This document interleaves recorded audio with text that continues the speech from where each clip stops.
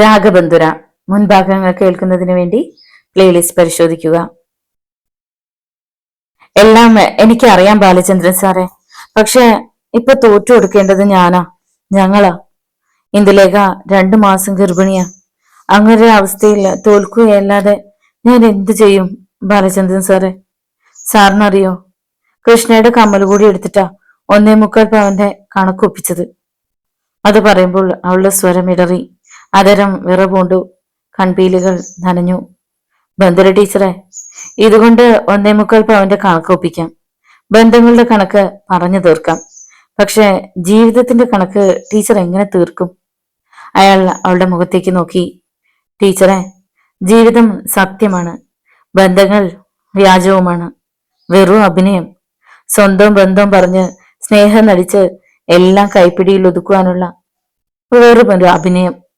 നമ്മളിൽ നിന്നും ഇനിയൊന്നും പിടിച്ചു വാങ്ങാനില്ലെന്ന് അറിയുമ്പോ മുഖം വെട്ടിത്തിരിച്ച് നടക്കാൻ അറിയാവുന്ന അഭിനയം. ബന്ധുര ഒന്നും ഉരിയാടാതെ ജനാലയിലൂടെ പുറത്തേക്ക് നോക്കിയിരുന്നു. നനഞ്ഞ കണ്ണുകൾ ഇടയ്ക്കിടെ അവൾ സാരി തലപ്പ് കൊണ്ട് തുടയ്ക്കുന്നുണ്ടായിരുന്നു. ബാലചന്ദ്രൻ തുടർന്നു. ദേവനാരായണൻ പിടിച്ചു പറിച്ചുകൊണ്ട് പോയി എന്ന് പറഞ്ഞാലൊന്നും ബാങ്കുകാർ സമ്മതിക്കില്ല ടീച്ചറെ. 1 ലക്ഷം രൂപയും അതിന്റെ പലിശയും അവർക്ക് കൊടുത്തേ പറ്റൂ. പിന്നെ സ്വർണമെടുത്ത് എന്റെ ജ്വല്ലറി കൊടുക്കാനുള്ളത്. എന്റെ കാര്യം അവിടെ കിടക്കട്ടെ, പക്ഷെ ബാക്കിയുള്ള കടങ്ങളൊക്കെ കൊടുത്തു തീർക്കണ്ടേ? ചുമക്കാൻ വയ്യാത്ത ഭാരവും ചുമന്നോണ്ടാ ടീച്ചർ നടക്കണതെന്ന് ഓർമ്മ വേണം. എപ്പോഴാ ഭാരം താങ്ങാനാവാതെ തളർന്നു വീഴുന്നതെന്ന് അറിയില്ല. തളർന്നു വീണാൽ ഒന്ന് കൈപിടിച്ചു ഉയർത്താൻ ആരും കാണില്ല ടീച്ചറെ, ആരും. ബാലചന്ദ്രന്റെ വാക്കുകൾക്ക് മൂർച്ചയുണ്ടായിരുന്നു. തന്റെ ആരുമല്ലെങ്കിൽ പോലും ബന്ധുരയുടെ മാലയും കമ്മലും പോലും അപഹരിച്ചു എന്നറിഞ്ഞപ്പോ അയാൾക്ക് വല്ലാത്ത ദുഃഖമുണ്ടായി. ബന്ധുര തന്റെ മറ്റൊരു പതിപ്പാണെന്ന് അയാൾക്ക് തോന്നി. 4-5 നിമിഷം മൂകമായി കടന്നുപോയി. ഒടുവിൽ എപ്പോഴോ ബന്ധുര എഴുന്നേറ്റു. ഞാൻ പൊയ്ക്കോട്ടെ സർ. അവൾ നടക്കാൻ തുടങ്ങിയതും ബാലചന്ദ്രൻ വിളിച്ചു, ടീച്ചറെ. വാതിൽക്കലോളം എത്തിയ ബന്ധുര തിരിഞ്ഞു നിന്നു. അയാൾ കവിയലിലെ മോതിരമോരി. പിന്നെ മേശവലിപ്പ് തുറന്ന് കുറെ 100-ന്റെ നോട്ടെടുത്തു. ഒന്നും മനസ്സിലാവാതെ ബന്ധുര എല്ലാം നോക്കി നിൽക്കുന്നുണ്ടായിരുന്നു. ഇന്ന് 4-5 കുട്ടികളെ ഫീസ് തന്നത് നന്നായി. ഇത് ഒരു നല്ല കാര്യത്തിന് ഉപകരിക്കുമല്ലോ. അതും പറഞ്ഞ് ബാലചന്ദ്രൻ മോതിരവും രൂപയും ബന്ധുരയ്ക്ക് നീട്ടി. ഇതെന്തിനാ സർ? അവൾ ചോദിച്ചു. മോതിരം 3/4 പവനുണ്ട്. ജുവലറിയിൽ ഇതും ബാക്കി രൂപയും കൂടി കൊടുത്ത് ഒരു ചെറിയ മാലയും കമ്മലും തൽക്കാലം വാങ്ങിക്ക്. ബാലചന്ദ്രൻ സാറേ, അവൾ പെട്ടെന്ന് വിളിച്ചുപോയി. വേണ്ട സർ, ഇപ്പൊ തന്നെ സാർ ഒരുപാട് എന്നെ സഹായിച്ചു. ഇനി വേണ്ട സർ. അവൾക്ക് കരച്ചിൽ വന്നു. ഇത് സ്വീകരിക്കാനുള്ള ടീച്ചറിന്റെ ബുദ്ധിമുട്ട് എനിക്ക് മനസ്സിലാവും, പക്ഷെ ഇത് വാങ്ങിയേ പറ്റൂ. അഭിമാനത്തിന്റെയും അപകർഷതയുടെ ഒന്നും അതിർവരമ്പുകൾ നമുക്കിടയിൽ വേണ്ട ടീച്ചറെ. വാങ്ങിക്ക്. അവൾ മടിച്ചു നിന്നതേയുള്ളൂ. വരവുമാലയും ഈ കമ്മലും ഒക്കെയായി ടീച്ചറിന് എനിക്ക് കാണാനാവില്ല. മറ്റുള്ളവരെ ഭയന്നാണ് ടീച്ചർ മടിച്ചു നിൽക്കുന്നതെന്ന് എനിക്കറിയാം. എല്ലാവരെയും ബോധ്യപ്പെടുത്താനോ വിശ്വസിപ്പിക്കുവാനോ നമുക്ക് കഴിഞ്ഞു എന്ന് വരില്ല. ആദ്യം നമുക്ക് നമ്മെ തന്നെ ബോധ്യപ്പെടുത്താം. നമ്മളെ തന്നെ നമുക്ക് വിശ്വസിക്കാം. ഇതിന് മറ്റൊരർത്ഥതലം കാണരുത്. ബാലചന്ദ്രൻ മോതിരവും രൂപയും അവൾക്ക് മുന്നിൽ മേശപ്പുറത്ത് വെച്ചിട്ട് പുറത്തേക്കിറങ്ങി സ്കൂട്ടറിൽ കയറിപ്പോയി. അവളുടെ കണ്ണിൽ നിന്നും 2 നീർമുത്തുകൾ കവിളിലേക്ക് ഒഴുകിയിറങ്ങി. ബന്ധുര വിറയാർന്ന കൈകളോടെ മോതിരവും രൂപയും എടുത്തു. പിന്നെ മുറിക്ക് പുറത്തേക്ക് ഇറങ്ങി നടന്നു. ടൗണിലെ ജ്വല്ലറി കടയിൽ കയറി 3/4 പവന്റെ മോതിരവും ബാക്കി രൂപയും കൊടുത്ത് 1 പവന്റെ ചെറിയൊരു മാലയും 2 ജോഡി കമ്മലും വാങ്ങി. ജ്വല്ലറിയിൽ നിന്നും ഇറങ്ങുമ്പോൾ ഗോൾഡ് കവറിംഗ് കടയിൽ കയറി കഴുത്തിൽ കിടന്ന മാല സ്വർണം പൂശിക്കാൻ കൊടുത്തു. ബന്ധുര വീട്ടിൽ ചെല്ലുമ്പോൾ വരാന്തയിൽ നിന്ന കൃഷ്ണപ്രിയ കഴുത്തിൽ കിടന്ന പുതിയ മാല ശ്രദ്ധിച്ചു. ബന്ധുരിച്ച്, ഇത് പുതിയ മാലയാണല്ലോ. 2 ജോഡി കമ്മലും കൂടി വാങ്ങിയിട്ടുണ്ട്. ബന്ധുര ബാഗിൽ നിന്ന് ചെറിയ ഡപ്പി എടുത്ത് 1 ജോഡി കമ്മൽ അവൾക്ക് കൊടുത്തു. ഹായ്, നല്ല കമ്മൽ. കൃഷ്ണപ്രിയക്ക് സന്തോഷായി. അപ്പോഴേക്കും ദേവകി അമ്മയും വരാന്തയിലേക്ക് വന്നു. അമ്മേ, ഇതാ കമ്മല്. ബന്ധുരേച്ചിക്ക് മാലയും വാങ്ങി, കൃഷ്ണപ്രിയ പറഞ്ഞു. ഇതിന് എവിടുന്ന മോളെ രൂപ? ദേവകി അമ്മ ചോദിച്ചു. ചെമ്പ് തെളിഞ്ഞ മാല ബാലചന്ദ്രൻ സർ കണ്ടുപിടിച്ചു. സാറിനോട് കളവ് പറയാൻ പറ്റില്ല. മോളെ ബന്ധുരെ, അവൾ ദേവകി അമ്മയ്ക്ക് നേരെ മുഖമുയർത്തി. നിന്നെ എനിക്ക് നന്നായി അറിയാം. നിന്റെ ഭാഗത്ത് നിന്ന് ചെറിയൊരു തെറ്റ് പോലും ഉണ്ടാവില്ല എന്നും അറിയാം. എന്നാലും ഞാനൊരു അമ്മയായി പോയില്ലേ, അതുകൊണ്ട് ചോദിക്കുക. ബാലചന്ദ്രൻ സാറ് ഈ ചെയ്തു തരുന്ന സഹായത്തിനൊക്കെ വേറെന്തേലും അർത്ഥമുണ്ടോ മോളെ? ബാലചന്ദ്രൻ സാറ് തിരിച്ചെന്തെങ്കിലും പ്രതീക്ഷിക്കുന്നുണ്ടോ? തീരെ പതിഞ്ഞ ശബ്ദത്തിൽ ദേവകിയമ്മ ചോദിച്ചു. അവൾ ദേവകിയമ്മയ്ക്ക് നേരെ തിരിഞ്ഞു. അമ്മേ, അമ്മ കഴിഞ്ഞാൽ എന്നെ ബാലചന്ദ്രൻ സാറിന് അറിയാവുന്ന പോലെ മറ്റാർക്കും അറിയില്ല അമ്മേ. എന്റെ മനസ്സിൽ ബാലചന്ദ്രൻ സാറിന്റെ സ്ഥാനം അച്ഛനും ദൈവത്തിനും തുല്യമാണ്. ബന്ധുരയുടെ കണ്ണു നിറഞ്ഞുപോയി, കരൾ പിളർന്നുപോയി. നേരത്തെ ഒരു തേങ്ങൽ ഹൃദയത്തിൽ നിന്നും പ്രവഹിക്കാൻ തുടങ്ങിയതും അവൾ അതരം കടിച്ചു പിടിച്ച അകത്തേക്ക് കയറി. ഒന്നും ചോദിക്കേണ്ടിയിരുന്നില്ലെന്ന് ദേവകിയമ്മയ്ക്ക് തോന്നി. കൃഷ്ണപ്രിയയ്ക്കും സങ്കടമായി. ബന്ധുര വേഷം മാറുമ്പോ ദേവകിയമ്മ അടുത്തു ചെന്നു. മോളെ ബന്ധുരെ, നിന്നെ സങ്കടപ്പെടുത്താനായി പറഞ്ഞതല്ല. എനിക്കറിയാം അമ്മേ. അവൾ പുഞ്ചിരിക്കാൻ ശ്രമിച്ചു. പൊടുന്നനെ മുറ്റത്തു നിന്നും ഒരലർച്ച കേട്ടു.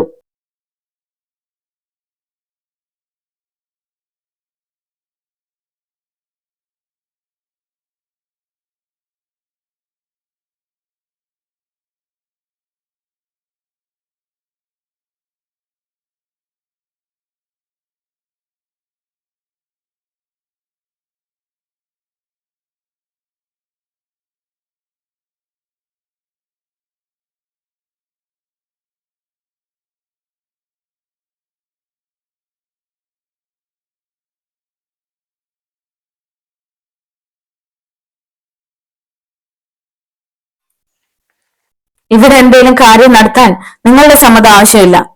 പെട്ടെന്നായിരുന്നു ബന്ധുരയുടെ മറുപടി. ദേവനാരായൺ ആദ്യം ഒന്ന് പതറി. ഇവക്ക് ഇത്രയും ധൈര്യമോ? നീ എന്ത് പറഞ്ഞടി ചൂലെ? പൂമംഗലം തറവാട്ടിൽ ഒരു ചടങ്ങ് നടക്കുമ്പോ ദേവനാരായണന്റെ സാന്നിധ്യം വേണ്ടടി, സമ്മതം വേണ്ടടി. അവൻ കത്തുന്ന കണ്ണുകളോടെ അവളെ നോക്കി.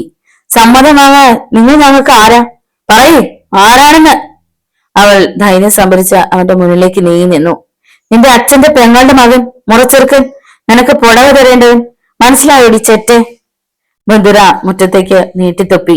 അച്ഛന്റെ പെങ്ങടെ മകൻ, നാണല്ലേ ഇനിയും ബന്ധം പറഞ്ഞു തരാൻ?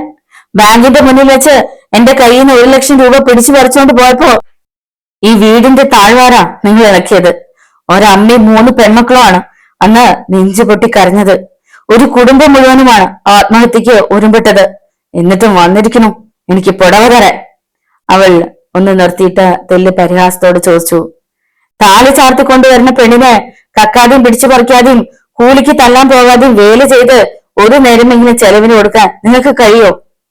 അവൾ കോപതാപങ്ങളാൽ ജ്വലിക്കുകയായിരുന്നു. ദേവനാരായണൻ ഒരു അപരിചിതയെ എന്നോണം ബന്ധുരയെ തുറച്ചു നോക്കി. ദേവകി അമ്മ അവളുടെ കയ്യിൽ പിടിച്ചു. വേണ്ട മോളെ, നീ അകത്തു പോ. ഇങ്ങനെ എന്തേലും വിളിച്ചു കൂടിയിട്ട് പൊയ്ക്കോട്ടെ. നാവ് കുഴയുമ്പോ നിർത്തിക്കോളൂ.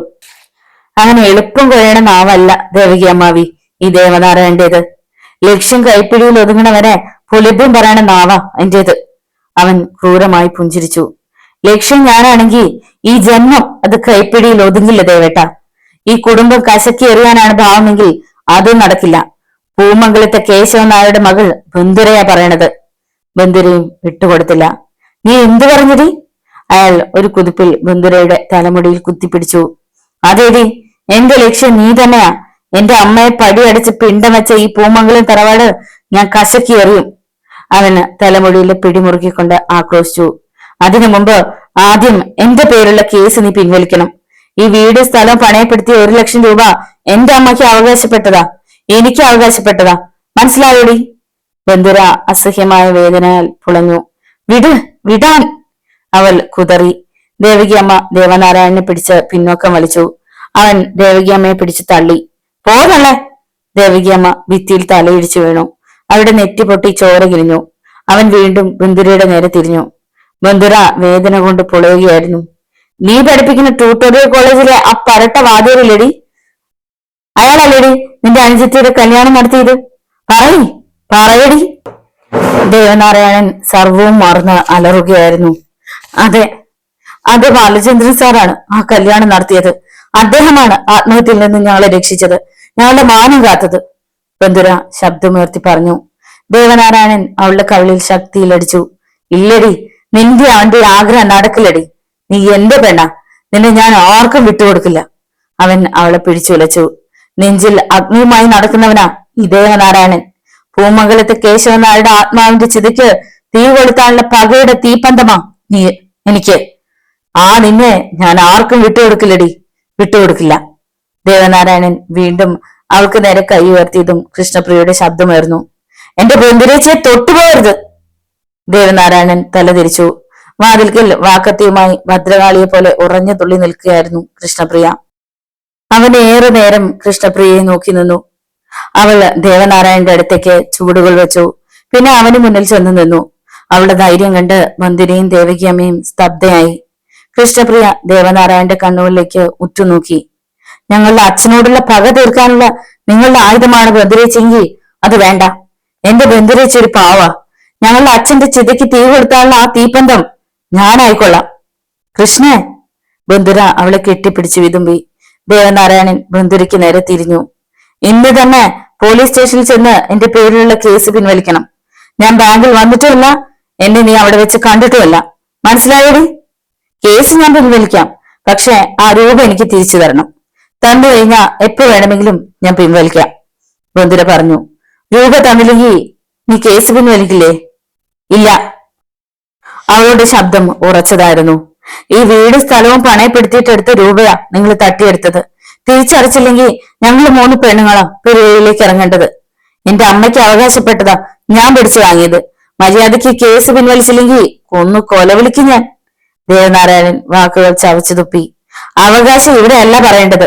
ബന്ധുക്കളോട് വ്യവഹാരം നടത്തിയും നാട്ടുകാർക്ക് മുന്നിൽ പുറമേനി നടിക്കാൻ തറവാട്ട് ക്ഷേത്രത്തിൽ ഉത്സവം നടത്തിയും അഷ്ടിക്ക് വകയില്ലാത്താക്കിയ മുതുമുത്തശ്ശമാരോട് ചെന്ന് ചോദിക്ക് എന്തെങ്കിലും ഉണ്ടോന്ന്.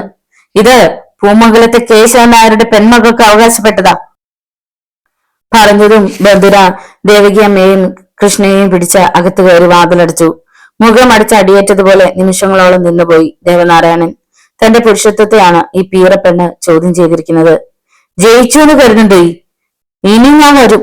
എനിക്കെതിരെ കൊടുത്ത കേസ് നീ പിൻവലിച്ചില്ലെങ്കിൽ ഒരിക്കൽ കൂടി ഞാൻ വരും. അന്ന് നീ രക്ഷപ്പെടില്ല. നീയെന്നല്ല, പൂമംഗലത്തെ ഒരു കില്ലിപ്പെട്ടിയും രക്ഷപ്പെടില്ല. ദേവനാരായണൻ മുറ്റത്തെ ഇരുട്ടിലേക്ക് നടന്നു മറയുന്നത് ജനാലയിലൂടെ നോക്കി നിന്ന് ബന്ധുര പെറുപെറുത്തു. ഇന്നത്തെ വരവോടെ ഇത് അവസാനിപ്പിക്കും. ഇനി അയാൾ ഈ പടി ചവിട്ടില്ല. നമുക്ക് എന്ത് ചെയ്യാൻ പറ്റും മോളെ? ഒരാൺതരെങ്കിലും ഈ വീട്ടിൽ ഉണ്ടായിരുന്നെങ്കിൽ. ദേവകിയമ്മ സങ്കടപ്പെട്ടു. ആണുങ്ങളില്ലാത്ത വീട്ടുകാർക്കും ജീവിക്കണം. അമ്മേ, മേലിൽ അയാളുടെ വരവ് ഞാൻ നിർത്തും. ബന്ധുര അടുക്കളയിലേക്ക് നടന്നു.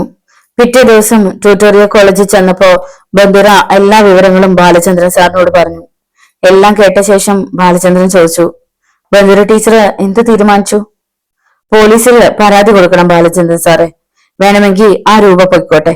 ഭിക്ഷ കൊടുത്തതാണെന്ന് കരുതിക്കൊള്ളാം. പക്ഷെ മീനിൽ അയാളുടെ ശല്യം ഉണ്ടാവാൻ പാടില്ല. ടീച്ചറ് ക്ലാസ്സിലേക്ക് പോയിക്കോളൂ. പോലീസ് സ്റ്റേഷനിലേക്ക് മറ്റുള്ള പരാതി ഞാൻ എഴുതി വെച്ചേക്കാം, അയാൾ പറഞ്ഞു.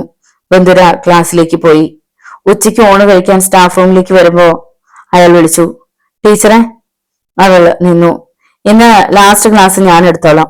ടീച്ചറ് സർക്കിൾ ഇൻസ്പെക്ടർക്ക് പരാതി കൊടുക്ക്. അന്ന് നമ്മള് ദേവനാരായണനെതിരെ പരാതി കൊടുത്തപ്പോ കണ്ടതുകൊണ്ട് ടീച്ചറിനെ സിഐക്ക് അറിയാം. പിന്നെ സ്ത്രീകളുടെ പ്രശ്നങ്ങൾക്ക് വേണ്ടി വാദിക്കുന്ന ഒരു വനിതാ സംഘടനയുണ്ട്. അവർക്കും ഒരു പരാതി കൊടുത്തേക്ക്. ഇതുകൊണ്ട് അയാളുടെ ശല്യം അവസാനിച്ചില്ലെങ്കിൽ മുകളിൽ പിടിക്കാം. ബന്ധുര തലയിളക്കി. ഉച്ച കഴിഞ്ഞ് ലാസ്റ്റ് ക്ലാസ് എടുക്കാതെ അവൾ ഓഫീസിലേക്ക് കയറി. ബാലചന്ദ്രൻ പരാതി എഴുതിയ കവർ കൊടുത്തിട്ട് ചോദിച്ചു, ഓട്ടോക്കൂലി ടീച്ചറിന്റെ കയ്യിലുണ്ടോ? ഉണ്ടെന്ന അർത്ഥത്തിൽ അവൾ തല ചലിപ്പിച്ചു. എങ്കിൽ സമയം കളയണ്ട, പോയിക്കോളൂ. ബന്ധുര ഓഫീസിൽ നിന്നും പുറത്തേക്ക് ഇറങ്ങി. അവൾ പോലീസ് സ്റ്റേഷനിലും വനിതാ സംഘടനയായ അഭയയിലും പരാതി നൽകിയിട്ടാണ് വീട്ടിലേക്ക് മടങ്ങിയത്. പരാതിയിൽ ദേവനാരായണനെ കുറിച്ചുള്ള എല്ലാം എഴുതിയിരുന്നു. പരാതി കൊടുത്ത് വിവരം അറിഞ്ഞപ്പോൾ ദേവകിയമ്മ ഭയന്നു. മോളെ ബന്ധുരെ, ഇതറിഞ്ഞ അവന് വിരോധം കൂടത്തല്ലേ ഉള്ളൂ. ഒന്നും വേണ്ടായിരുന്നു മോളെ. ഒന്നുമില്ലമ്മേ. അന്ന് അയാള് 1 ലക്ഷം രൂപ പിടിച്ചു പറിച്ചുകൊണ്ട് പോയപ്പോ ബാലചന്ദ്ര സാറ് സഹായിച്ചില്ലായിരുന്നെങ്കിൽ ഇന്ന് നമ്മൾ ജീവനോടെ കാണുമായിരുന്നോ? അതിൽ കൂടുതൽ ഇനി ഒന്നും സംഭവിക്കില്ല. അവൾ അമ്മയെ സമാധാനിപ്പിച്ചു. 3-4 ദിവസം കടന്നുപോയി. അന്ന് ഞായറാഴ്ചയായിരുന്നു. ബന്ധുര ഉച്ച കഴിഞ്ഞ അർദ്ധമയക്കത്തിലായിരുന്നു. കൃഷ്ണപ്രിയ അവളെ കുലുക്കി വിളിച്ചു, ബന്ധുരച്ചി എണീക്ക്, ആരൊക്കെയോ കാണാൻ വന്നിരിക്കുന്നു. ബന്ധുര മെല്ലെ കണ്ണു തുറന്നു. ആരാ കൃഷ്ണൻ? അറിയില്ല. ബന്ധുര എഴുന്നേറ്റ് പൂമുഖത്തേക്ക് ചെന്നു. പൂമുഖത്ത് നിൽക്കുന്നവരെ കണ്ട് അവൾ അമ്പരന്നു. മീനാക്ഷി അമ്മ, ബാലചന്ദ്രൻ സാറിന്റെ അമ്മ, തൊട്ടു പിന്നിൽ ബാലചന്ദ്രൻ സാറിന്റെ അനുജൻ രവീന്ദ്രനും സഹോദരി വാസന്തിയും ഭർത്താവ് പുരുഷോത്തമനും. മീനാക്ഷി അമ്മയുടെ നോട്ടം ബന്ധുരയിൽ തറഞ്ഞു നിന്നു. മറ്റുള്ളവരും ഒരു ശത്രുവിനെ പോലെ അവളെ ചൂഴ്ന്നു നോക്കുകയായിരുന്നു. ബന്ധുരയ്ക്ക് ഒന്നും മനസ്സിലായില്ല. എന്താടി, എന്റെ മകനെ നശിപ്പിച്ച് അടങ്ങുന്ന് നീ ശബ്ദം വല്ലതും ചെയ്തിട്ടുണ്ടോടി? ഏറെ നേരം കഴിഞ്ഞ് മീനാക്ഷി അമ്മ ശബ്ദമുയർത്തി ചോദിച്ചു. അവൾ പതറി. വാസന്തി ബന്ധുരയ്ക്കടുത്തേക്ക് നീങ്ങി നിന്നു. ഞാൻ ബാലന്റെ മൂത്ത പെങ്ങളാ. എന്നിട്ടും ഞാൻ എന്റെ കുട്ടികളോ അത്യാവശ്യത്തിന് ഒരു 100 രൂപ ചോദിച്ചാ തരാനില്ല. ഈ സുന്ദരി കോത ചോദിച്ചാ കരള് വരെ പറിച്ചു കൊടുക്കുകയും ചെയ്യും. നമ്മുടെ കുടുംബ കുഴിതോണ്ടം വന്നിരിക്കുക ഈ യക്ഷി. വാസന്തി ദേഷ്യത്തിൽ പല്ലു ഞെരിച്ചു. വാസന്തിയുടെ ഭർത്താവ് ബന്ധുരയെ ഇമകൾ അനക്കാതെ നോക്കുകയായിരുന്നു. ഇവളുടെ ഈ മാധവ സൗന്ദര്യത്തിന് മുന്നിൽ ഏത് കൊലകൊമ്പനും വീണു പോകുമെന്ന് അയാൾക്ക് തോന്നി. എന്തോ നാടി, നിന്റെ വാളിൽ നാവില്ലേ? എന്റെ ചേട്ടനെ ഞങ്ങളിൽ നിന്ന് അകറ്റിയിട്ട് നിനക്ക് സ്വന്തമാക്കാനാണോ നീ ഒരുമ്പോട്ട് ഇറങ്ങിയിരിക്കുന്നത്? രവീന്ദ്രൻ അവൾക്ക് നേരെ ചീറി. അലക്കിക്കൊണ്ടു നിന്ന ദേവിയമ്മ ഒച്ചയും ബഹളവും കേട്ട് ഓടി വന്നു. കൃഷ്ണപ്രിയ പരിഭ്രമിച്ചു നിൽക്കുകയായിരുന്നു. ബന്ധുര എല്ലാവരെയും ഒന്ന് നോക്കി. പിന്നെ പതിഞ്ഞ ശബ്ദത്തിൽ ചോദിച്ചു, എനിക്കൊന്നും മനസ്സിലാവണില്ല. നിങ്ങൾക്കിപ്പോ എന്താ വേണ്ടത്? അയ്യടി, ഒന്നും അറിയില്ലാത്ത ഒരു ശീലാവതി. മീനാക്ഷിയമ്മ മുഖം വക്രിച്ചു. നിന്റെ അനുജത്തിയുടെ കല്യാണം നടത്താൻ എന്റെ മകൻ ബാലചന്ദ്രൻ നിന്റെ ആരാടി? മീനാക്ഷിയമ്മ ചോദിച്ചു. വാക്കുകൾ കിട്ടാതെ ബന്ധുര പകച്ചു നിൽക്കെ മറ്റൊന്നുകൂടി കണ്ടു. മുറ്റത്തേക്ക് കയറി വരുന്ന വിശ്വജിത്തും ഇന്ദുലേഖയും. ബന്ധുര തളർന്നുപോയി. പൂമുഖത്തേക്ക് കയറി വന്ന വിശ്വജിത്തും ഇന്ദുലേഖയും ഒന്ന് അറച്ചു നിന്നു. മീനാക്ഷിയമ്മ വീണ്ടും ശബ്ദമുയർത്തി, പറയടി, നിന്റെ അനുജത്തിയുടെ കല്യാണം നടത്തി കൊടുക്കാൻ എന്റെ മകൻ നിന്റെ ആരാണെന്ന്? ബന്ധുര ദയനീയമായി മീനാക്ഷിയമ്മയെ നോക്കി. അവളുടെ കണ്ണുകൾ സജലങ്ങളായി. വിശ്വജിത്തും ഇന്ദുലേഖയും സ്വർണത്തെ ചൊല്ലിയുള്ള വഴക്ക് കഴിഞ്ഞു പോയിട്ട് ആദ്യം വരികയായിരുന്നു. അവർ പരസ്പരം മേഴിച്ചു നോക്കി. ഞങ്ങളൊന്നും അറിയില്ലാന്ന് നീ കരുതിയോടി? രവീന്ദ്രൻ ബന്ധുരയ്ക്ക് അടുത്തേക്ക് നീങ്ങി നിന്നു. സ്വന്തം പെങ്ങളുടെ കല്യാണം നടത്തിയതിന്റെ കടം ഇതുവരെ കൊടുത്തു തീർന്നിട്ടില്ല. എന്നിട്ടാ ഇവിടുത്തെ പെണ്ണിന്റെ കല്യാണം നടത്താൻ വസ്തു ഇടിവെച്ച് ബ്ലേഡ് പലിശയ്ക്ക് പണം എടുത്തതും സ്വർണ്ണക്കടയിൽ ജാമ്യം നിന്നതും. ഈ കുടുംബ നിയമമായിട്ട് എന്റെ ചേട്ടന് ഇതിനൊക്കെ ബന്ധം എന്താണെന്ന് ഞങ്ങൾക്ക് അറിയണം. അതറിയാതെ ഞങ്ങൾ പോവില്ല. ദയവ് ചെയ്ത് നിങ്ങൾ ഇപ്പൊ പോകണം. എന്ത് പ്രശ്നം ഉണ്ടെങ്കിലും പിന്നെ സംസാരിക്കാം. ബന്ധുര ഒരു കരച്ചിൽ പോലെ തൊഴുകൈകളോടെ പറഞ്ഞു. വാസന്തി തലതിരിച്ച് ഇന്ദുലേഖയെ നോക്കി. നീയാണോ ഇവളുടെ അനുജത്തി? അതെ. ഇന്ദുലേഖ വിക്കി. അങ്ങനെ വരട്ടെ. വാസന്തി ഇന്ദുലേഖയുടെ മാലയിലും വളയിലും ഒക്കെ പിടിച്ചിട്ട് കൂടെയുള്ളവരോടായി പറഞ്ഞു. കണ്ടില്ലേ, നമ്മുടെ ബാലേട്ടൻ വാങ്ങിക്കൊടുത്തത് ഇട്ടോണ്ട് ഞെളിഞ്ഞു നിൽക്കണത്? അതുകൂടി കണ്ടപ്പോൾ മീനാക്ഷി അമ്മയ്ക്ക് സഹിക്കാൻ കഴിഞ്ഞില്ല. എന്റെ ഭഗവതി, ഞാനും എന്റെ മക്കളും അനുഭവിക്കേണ്ടതൊക്കെ ഈ നശിച്ചവൾ ഊറ്റി കുടിക്കാണല്ലോ. പണ്ട് അമ്മയൊന്നും കൂടപ്പിറപ്പുകളൊന്നും പറഞ്ഞ ജീവൻ പോലും കളയണ എന്റെ ബാലന്റെ മനസ്സ് മാറ്റിയെടുത്തത് ഇവള് കൂടോത്രം ചെയ്തിട്ടാ. എനിക്കിത് സഹിക്കാൻ പറ്റണില്ലേ? മീനാക്ഷി അമ്മ മാർത്തലച്ചു. ഇത് കൂടോത്രം കൈവശമൊന്നും അല്ലമ്മേ. വാസന്തിയുടെ ഭർത്താവ് ബന്ധുരയെ അടിമുടി വീക്ഷിച്ചിട്ട് പറഞ്ഞു. ഇതുപോലെ ഒരു പെണ്ണ് രണ്ടും കൽപ്പിച്ച് ഒരുമിട്ട് ഇറങ്ങിയ ഏതെങ്കിലും കടം മേടിച്ചിട്ടാണെങ്കിലും മാറി കൊടുത്തു പോവും. അതിന് ബാലചന്ദ്രനെ കുറ്റം പറഞ്ഞിട്ട് കാര്യമില്ല. ബന്ധുര എല്ലാം കേട്ട് തളർന്ന് തകർന്ന് ഭിത്തിമേൽ ഭാരം ചേർത്ത് വെച്ച് നിൽക്കുകയായിരുന്നു. ഇടനെഞ്ച് പൊട്ടി തകർന്നത് പോലെ അവൾക്ക് തോന്നി. കൺകോണുകളിലൂടെ മിഴിനീർ തുള്ളികൾ ഒഴുകിക്കൊണ്ടിരുന്നു. തന്റെ മകളെക്കുറിച്ച് വൃത്തികെട്ട കഥകൾ പറയുന്നത് കേട്ടു നിൽക്കാൻ ദേവകി അമ്മയ്ക്ക് കഴിഞ്ഞില്ല. വീട്ടിൽ കയറി വന്ന് അനാവശ്യം പറയുന്നോ? എന്റെ മകൾ അത്തരക്കാരിയല്ല. മര്യാദയ്ക്ക് ഇവിടുന്ന് പോകുന്നുണ്ടോ? ദേവകി അമ്മ ഈറ്റപ്പുലിയെ പോലെ ചീറി. അയ്യടി, മകൾക്ക് സ്വഭാവ സർട്ടിഫിക്കറ്റ് കൊടുക്കാൻ വന്നിരിക്കണു. പിന്നെ എത്തരക്കാരിയാണടി നിന്റെ മോള്? മീനാക്ഷി അമ്മ അതും പറഞ്ഞിട്ട് ഇന്ദുലേഖയുടെ മുന്നിലെത്തി. ഇവളുടെ കഴുത്തേലും കാതയിലും കയ്യിലും കിടക്കുന്നത് ആര് വാങ്ങിക്കൊടുത്തതാടി? ദേവകി അമ്മയുടെ നാവടഞ്ഞുപോയി. അവർ ഇന്ദുലേഖയുടെ കയ്യിൽ പിടുത്തമിട്ടു. എന്റെ മകൻ കഷ്ടപ്പെട്ടുണ്ടാക്കിയതാ ഇതെല്ലാം. മര്യാദയ്ക്ക് ഒരുത്താടി. ഇന്ദുലേഖയുടെ മുഖഭാവം മാറി. ചി, ആറിപ്പോയതല്ലേ? അവൾ മീനാക്ഷി അമ്മയുടെ കൈ തട്ടി മാറ്റി. അമ്മയുടെ പ്രായമുണ്ടെന്ന് ഞാൻ നോക്കില്ല. അടിച്ച് ഷേപ്പ് മാറ്റും. മനസ്സിലായോ? ആറ് നിൽക്കുന്നല്ലേ? ഇന്ദുലേഖ മീനാക്ഷി അമ്മയെ പിടിച്ച് ശക്തിയിൽ തള്ളി. വേച്ചു വീഴാൻ പോയ മീനാക്ഷി അമ്മയെ രവീന്ദ്രനും വാസന്തിയും ചേർന്ന് പിടിച്ചു. എന്റെ അമ്മയെ നീ എന്ത് ചെയ്യോടി? രവീന്ദ്രനും വാസന്തിയും ഇന്ദുലേഖയുടെ നേരെ പാഞ്ഞെടുത്തു. നിൽക്ക്. അതുവരെ എല്ലാം കേട്ടുകൊണ്ട് നിൽക്കുകയായിരുന്നു വിശ്വജിത്ത് അവരെ കൈ ഉയർത്തി തടഞ്ഞു. ഇത് എന്ത് കാര്യ? ഇവിടെ നിങ്ങളുടെ ബാലചന്ദ്രന്റെയും കീലചന്ദ്രന്റെയും പിന്നാലെ നടന്നിട്ടില്ല. അയാളുടെ ഒന്നും പിടിച്ചു വാങ്ങിയിട്ടുമില്ല, വിശ്വജിത്ത് ഗൗരവത്തിൽ പറഞ്ഞു. പിന്നെ തനിക്ക് ഇവര് തന്ന സ്ത്രീധനം എവിടുന്ന് കിട്ടിയതാ? തന്റെ ഭാര്യയുടെ ദേഹത്ത് കിടക്കണ ഈ സ്വർണ്ണമൊക്കെ ആരും എടുത്തതാ? ദേവീന്ദ്രൻ ദേഷ്യത്തിൽ ചോദിച്ചു. സ്ത്രീധന പണം സ്വർണം ആരാ വരുന്നത്? എവിടുന്നാ കിട്ടിയത് എന്നൊക്കെ കെട്ടാൻ പോകുന്ന പെണ്ണിന്റെ വീട്ടുകാരോട് ചോദിച്ചിട്ടാണോ താൻ കല്യാണം കഴിച്ചത്? വിശ്വജിത്തും വിട്ടുകൊടുത്തില്ല. അല്ലെങ്കിൽ തന്നെ ഇത് തന്റെ ചേട്ടൻ വാങ്ങിക്കൊടുത്തതാണെന്ന് വല്ല തെളിവുണ്ടോ? ഈ മാലയിലും വളയിലും തന്റെ ചേട്ടന്റെ പേരുണ്ടെങ്കിൽ എടുത്തോണ്ട് വെക്കോ. അല്ലാതെ ചട്ടമ്പിത്തരം കൊണ്ട് വന്നാലുണ്ടല്ലോ ഞാനും അല്പം മോശമാ, അവൻ മുന്നറിയിപ്പ് കൊടുത്തു. അമ്പട കേമ, എന്റെ മോനെ ഊറ്റിപ്പിഴിഞ്ഞിട്ട് ഞങ്ങളുടെ മെക്കിട്ട് കയറുന്നു, മീനാക്ഷി അമ്മ വിശ്വജിത്തിന് നേരെ ചൊടിച്ചു. ദേ തള്ളേ, മര്യാദയ്ക്ക് എവിടുന്ന് ഇറങ്ങിപ്പോടുന്നുണ്ടോ?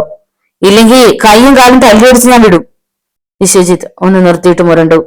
അയാളെ കല്യാണം കഴിപ്പിക്കാതെ നിർത്തിയിട്ട് പുലവിയും പറയുന്നു. ചാവാലിപ്പട്ടികൾ നെട്ടോട്ട് മൂടുന്നത് കണ്ടില്ലേ?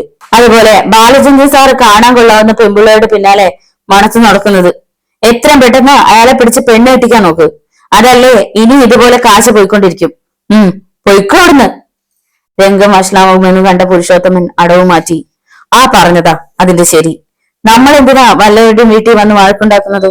നമുക്ക് നാണക്കേടുണ്ടാക്കാതെ മാനമര്യാദയ്ക്ക് ബാലനോട് ചെന്ന് പറയാം. നിങ്ങൾ വാ. പുരുഷോത്തമൻ മെല്ലെ മുറ്റത്തേക്ക് ഇറങ്ങി. പിന്നാലെ ഓരോരുത്തരായി പിൻവാങ്ങി. ഇനി മേലിൽ എന്റെ മകന്റെ കോളേജിൽ നീ വന്നാലുണ്ടല്ലോ നിന്റെ കൈയും കാലും ഞാൻ തല്ലി ഒടിക്കും. അവസാനമായി പുറത്തേക്കിറങ്ങി മീനാക്ഷിയമ്മ ബന്ധുരിക്ക് നേരെ ഭീഷണി ഉയർത്തിട്ട് നടന്നു. എല്ലാവരും പോയി കഴിഞ്ഞതും വിശ്വജിത്ത് ഒളികണ്ണാൽ ബന്ധുരയെ നോക്കി. അവൾ നെഞ്ചകം തകർന്ന് വിങ്ങി പൊട്ടുകയായിരുന്നു. എന്റെ വീട്ടുകാർക്ക് ലേശ അന്തസ് കുറവാ, പക്ഷെ എന്റെ വീട്ടിൽ ആരും വഴക്കുണ്ടാക്കാൻ വന്നിട്ടില്ല. വിശ്വജിത്ത് പിന്നെ ഇന്ദിലേക്ക് നേരെ തിരിഞ്ഞു. ഇതാണോടി നിന്റെ ചേച്ചി പറഞ്ഞ അന്തസ്? ഇങ്ങനെ അഴിഞ്ഞാടി നടന്ന് വല്ലവന്റെ പോക്കറ്റിൽ നിന്ന് പിടിച്ചു പറിച്ച കാശാണോടി എന്തു എനിക്ക് സ്ത്രീധനമായി തന്നത്? ചേ, ഇനി വഴിയിലിറങ്ങി ഇങ്ങനെ നടക്കും? വിശ്വജിത്ത് വെറുപ്പിൽ തലമുടഞ്ഞു. ഇന്ദിലേക്ക് ആകെ നാണക്കേടുണ്ടായി. വിശ്വം വീട്ടിൽ ചെന്ന് അമ്മയോടും സഹോദരിമാരോടും പറഞ്ഞ താൻ ആ വീട്ടിൽ ഒന്നുമല്ലാതാകും. തന്നെ താറടിക്കാൻ കിട്ടുന്ന ഒരവസരവും വിശ്വജിത്തിന്റെ അമ്മ നഷ്ടപ്പെടുത്തില്ല. അവൾ മുഖം കുനിച്ചു നിന്നതേയുള്ളൂ. നിന്റെ അമ്മേനെയും ബന്ധുരേച്ചിയും കാണണമെന്ന് പറഞ്ഞ് എന്നെ സൂചിമേനയിൽ നിർത്തി വന്നതല്ലേ? ശരിക്കും കണ്ടോ നിന്റെ ബന്ധുരേച്ചിയെ? ഇനി വരുമ്പോ ചിലപ്പോ കാണാൻ പറ്റിയെന്ന് വരില്ല. ആരുടെയെങ്കിലും കൂടെ ഒളിച്ചോടി പോയാലോ? അവൻ പുച്ഛത്തെ ചെറിയോട്ടി. ബന്ധുരയുടെ സർവ്വ നിയന്ത്രണങ്ങളും അറ്റുപോയി. അവൾ നേർത്തൊരു തേങ്ങലോടെ അകമുറിയിലേക്ക് ഓടി. വാതിൽക്കൽ നിന്ന് കൃഷ്ണപ്രിയയ്ക്ക് കരൾ പറിച്ചെടുക്കുന്ന വേദനയുണ്ടായി. ബാലചന്ദ്രൻ സാറിന്റെ വീട്ടുകാരേക്കാൾ വൃത്തികെട്ടവനാണ് ഇന്ദു ചേച്ചിയുടെ ഭർത്താവെന്ന് അവൾക്ക് തോന്നി. പൂച്ച പാല് കുടിക്കുന്ന പോലെയായിരുന്നു ഇതുവരെ. ഇപ്പോഴല്ലേ കള്ളി വെളിച്ചത്തായത്? ബന്ധുര പോകുന്നത് നോക്കി വിശ്വജിത്ത് പറഞ്ഞു. ആവശ്യമില്ലാത്തതൊന്നും ഇവിടെ പറയണ്ട കേട്ടോ, ദേഷ്യം ഉള്ളിലൊതുക്കി കൃഷ്ണപ്രിയ പറഞ്ഞു. വിശ്വജിത്ത് അവളെ കടുപ്പിച്ചൊന്ന് നോക്കി. ഞാൻ പറഞ്ഞത് ആവശ്യമില്ലാത്ത കാര്യമാണെങ്കിൽ പിന്നെന്തിനാ ബാലചന്ദ്രൻ സാറിന്റെ അമ്മയും അനുജനും പെങ്ങളൊക്കെ വന്ന് ബഹളമുണ്ടാക്കി പോയത്? അവര് വന്ന് ബഹളമുണ്ടാക്കിയത് നിങ്ങളൊക്കെ കാരണ. കൃഷ്ണേ, നീ വേണ്ടാത്തത് പറയരുത്. അവര് വന്ന് ബഹളമുണ്ടാക്കിയതിന് ഞങ്ങൾ എന്ത് ചെയ്തു? ഇന്ദുലേഖ ഒച്ച വെച്ചു. അതെ, ഇന്ദു ചേച്ചിക്ക് വേണ്ടിയാ ബന്ധുരേച്ചി അവരുടെ ചീത്ത കേട്ടത്. ഇന്ദു ചേച്ചി ഒരു ജാരസന്തതിയെ പെറ്റ് വളർത്താതിരിക്കാൻ വേണ്ടി, നാട്ടുകാര് ഇന്ദു ചേച്ചിയെ വേശി എന്ന് വിളിക്കാതിരിക്കാൻ വേണ്ടി. കൃഷ്ണപ്രിയക്ക് ദേഷ്യവും സങ്കടവുമായിരുന്നു. നീ എന്തു പറഞ്ഞടി? ഇന്ദുലേഖ കൃഷ്ണപ്രിയക്ക് നേരെ കൈ ഉയർത്തി. വേണ്ട. കൃഷ്ണപ്രിയ കൈ ഉയർത്തി തടഞ്ഞു. ഒരു ഭർത്താവിനെ കിട്ടിയെന്ന് വെച്ച് പൂമംഗലത്തെ കാർനോത്തി ആവണ്ട. എന്നെ ശിക്ഷിക്കാൻ അമ്മയും ബന്ധുരേച്ചി ഇവിടെ ഉണ്ട്. അവളുടെ മട്ടും ഭാവവും കണ്ട് ഇന്ദുലേഖയുടെ കൈ അയഞ്ഞു. വിശ്വജിത്തിനും കോപം അടക്കാനായില്ല. എന്നെ അപമാനിച്ചു വിടാൻ വേണ്ടിയാണോടി ഇങ്ങോട്ട് പിടിച്ചോണ്ട് വന്നത്, അതും ഒരു പീറ പെണ്ണിന്റെ മുന്നിൽ? പിന്നെ അവൻ പെറുപെറുത്തു. കോളേജിൽ പഠിപ്പിക്കാനെന്ന് പറഞ്ഞ് അണിഞ്ഞൊരുങ്ങി പോണത് എന്തിനാണെന്ന് ഞാൻ കൂടി അറിഞ്ഞതിലുള്ള ദേഷ്യ. കൃഷ്ണപ്രിയയും വിട്ടുകൊടുക്കാൻ തയ്യാറല്ലായിരുന്നു. കോളേജിൽ പഠിപ്പിക്കാനെന്ന് പറഞ്ഞ് ബന്ധുരേച്ചി നടന്നുകൊണ്ട പണി കളഞ്ഞ് വീട്ടിൽ കുത്തിയിരുന്ന ഈ തൊഴിലേതന് 50,000 രൂപ ഒരുമിച്ച് കാണാൻ ഭാഗ്യമുണ്ടായത്. തള്ളയും പെങ്ങളും സ്വർണ്ണമാലയും കഴുത്തിൽ തൂക്കി ഞെളിഞ്ഞു നടക്കാൻ യോഗമുണ്ടായത്. കൃഷ്ണപ്രിയ കോപം കൊണ്ട് വിറയ്ക്കുകയായിരുന്നു. കൃഷ്ണേ, നീ അകത്തു പോ. മനസ്സും ശരീരവും തളർന്നു പോയ ദേവികയമ്മ ഒടുവിൽ ശബ്ദിച്ചു. കൃഷ്ണപ്രിയ പിന്നൊന്നും വേണ്ടിയില്ല. അവൾ അകത്തേക്ക് നടന്നു. എന്തു, നീ വരണുണ്ടോ? വിശ്വജിത്ത് വരാന്തയിലേക്ക് ഇറങ്ങി നിന്നിട്ട് ചോദിച്ചു. അവൾ അവനെ ദീനം നോക്കി. ഇനി ഇവിടെ വരണമെന്ന് ശാഠ്യം പിടിച്ചു പോകരുത്. അതല്ല, വരണമെന്നുണ്ടെങ്കിൽ ഇവിടെ തന്നെ സ്ഥിരമായി നിന്നോളൂ, അങ്ങോട്ട് വരണമെന്നില്ല. അവൻ മുറ്റത്തേക്ക് ഇറങ്ങി നടന്നു. ഇന്ദുലേഖ ദേവകി അമ്മയ്ക്ക് മുന്നിൽ കള്ളക്കണ്ണീർ ഒഴുക്കുകയും മൂക്ക് പിഴുകയും ചെയ്തു. എല്ലാരെയും കാണാൻ വേണ്ടി ഓടി വന്നതാ, എന്നിട്ട് കണ്ടില്ലേ, വിശത്തെ ആട്ടി ഇറക്കി വിടണം തുല്യായില്ലേ? ഇല്ല, ഇനി ഇവിടേക്ക് ഒരിക്കലും വരില്ല. പറഞ്ഞതും വിശ്വജിത്തിന് പിന്നാലെ ഇന്ദുലേഖയിൽ നടന്നു, ഒന്ന് തിരിഞ്ഞു പോലും നോക്കാതെ. ബന്ധുര കട്ടിലിൽ കിടന്ന് വിങ്ങി വിങ്ങി കരയുകയായിരുന്നു. കൃഷ്ണപ്രിയ കട്ടിലിന്റെ ഓരത്തിരുന്നു. ബന്ധുര മെല്ലെ തല പൊന്തിച്ച് അവളെ നോക്കി. ഇന്ദുവിനോടും വിശ്വത്തോടും അങ്ങനൊന്നും പറയണ്ടായിരുന്നു മോളെ. എല്ലാവരുടെയും മുന്നില് തോൽക്കേണ്ടവരാ നമ്മള്. വയ്യ ബന്ധുരച്ചി, ആര് പറഞ്ഞാലും കൈയും കെട്ടി നിന്ന് കേട്ടിരിക്കാം. പക്ഷെ ഇന്ദു ചേച്ചി അയാളും അവര് ബന്ധുരേച്ചിയെ എന്തെങ്കിലും പറഞ്ഞ വായ് പൊത്തിപ്പിടിച്ച് കേൾവിക്കാരിയായിരിക്കാൻ എനിക്ക് വയ്യ ബന്ധുരേച്ചി. അവർക്ക് വേണ്ടിയല്ലേ ബന്ധുരേച്ചി ഈ പാപഭാരം എല്ലാം ചുമക്കണത്. എന്നിട്ട് കല്ലെറിയുന്നവരോടൊപ്പം നിന്ന് കല്ലെറിയാന്ന് വെച്ചാ സഹിക്കില്ല. കൃഷ്ണപ്രിയയും ബന്ധുരയും തോളിൽ മുഖമമർത്തി തേങ്ങി. രാത്രി കിടക്കുമ്പോൾ ദേവകിയമ്മ വിളിച്ചു, മോളെ ബന്ധുരെ, ഇനി മുതല് നീ ബാലചന്ദ്ര സാറിന്റെ കോളേജിൽ പോവണ്ട. ആ നല്ല സാറിനെ കൂടി നമ്മളായിട്ട് വെറുതെ ചീത്തപ്പേര് കേൾപ്പിക്കണ്ട മോളെ. ദേവികയമ്മ ഇടറിയ സ്വരത്തിൽ പറഞ്ഞു. ജോലിക്ക് പോകാതിരുന്ന നമ്മൾ എങ്ങനെ ജീവിക്കും അമ്മേ? ഈ കടങ്ങളൊക്കെ എങ്ങനെ തീർക്കും? ബന്ധുരയ്ക്ക് അതോർത്തായിരുന്നു ആദ്യം മുഴുവൻ. ദേവികയമ്മയ്ക്ക് അതിന് മറുപടി ഇല്ലായിരുന്നു. അന്ന് ആ വീട്ടിൽ ആരും ഇറങ്ങിയില്ല. ഓരോരുത്തരും ഓരോരോ ചിന്തകളോട് മല്ലടിച്ച് തിരിഞ്ഞു മറിഞ്ഞും നേരം വെളുപ്പിച്ചു.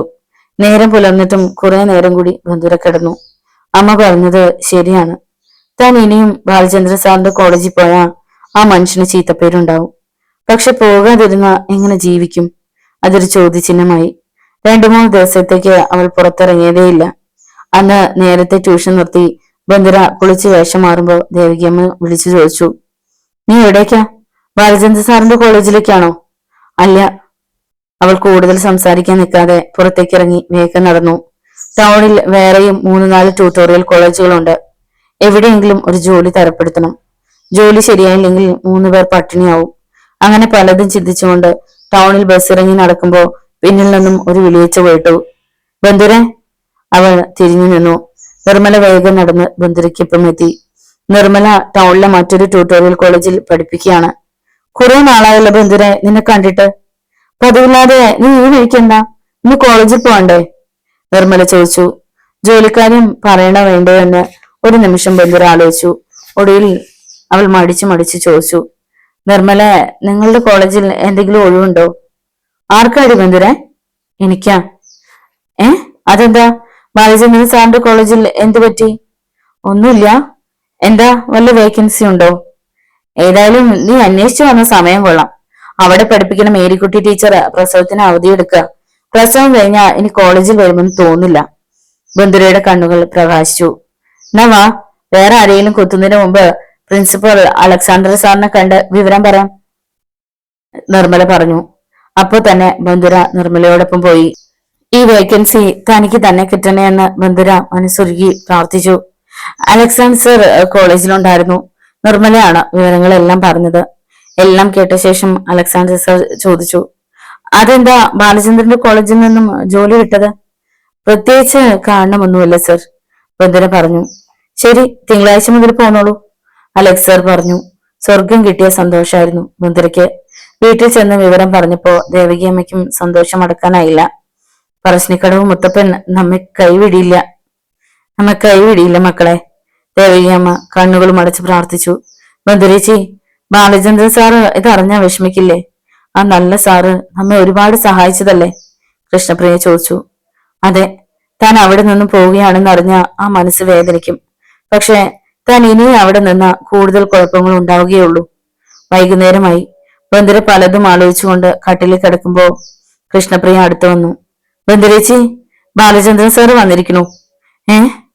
ബന്ധുരയിൽ ഒരു ഞെട്ടലുണ്ടായി. താൻ വേറൊരു ട്യൂട്ടോറിയൽ കോളേജിൽ പോകുന്ന വിവരം ബാലചന്ദ്രൻ സാർ അറിഞ്ഞിരിക്കുന്നു. അവൾ കട്ടിലിൽ എഴുന്നേറ്റിരുന്നു.